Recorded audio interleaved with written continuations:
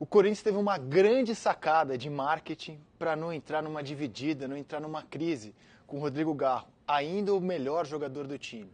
O Memphis é o mais famoso, o mais midiático, o Roberto é o goleador, o Hugo está fazendo muita diferença, mas o Garro, no meu entendimento, por aquilo que apresentou ao longo do ano, ainda é o melhor jogador do time.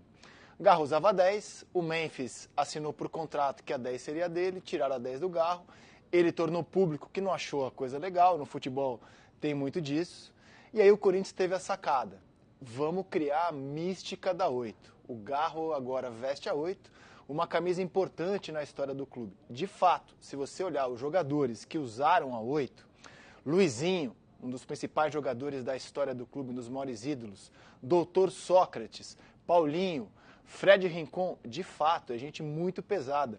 Todos eles na lista dos maiores jogadores da história, dos maiores ídolos da história. Eles vestiram a 8. Mas até esse momento, eu nunca tinha visto esse negócio da mística da 8. Eu tenho várias camisas 8 do Dr. Sócrates.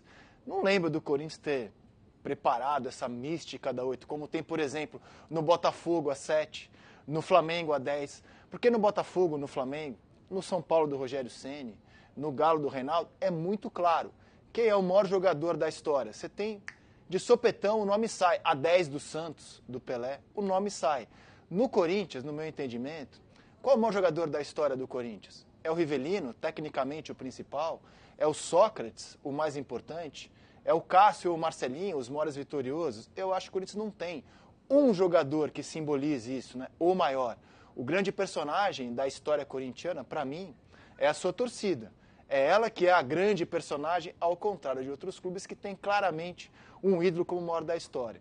E aí o Corinthians aproveita essa situação, né, os jogadores grandes que já usaram a 8, principalmente o Dr. Sócrates, que é muito marcado por esse número, e faz esse agrado no Garro. Eu acho que o Corinthians conseguiu numa tacada só convencer o jogador dessa história, criar uma história que pode ser legal a partir daqui e colocar panos quentes no que poderia ser uma crise de ego. E o Corinthians sai daqui com um projeto de marketing para explorar agora ainda mais para o futuro, que é essa camisa 8, que eu acho que de fato é uma boa sacada.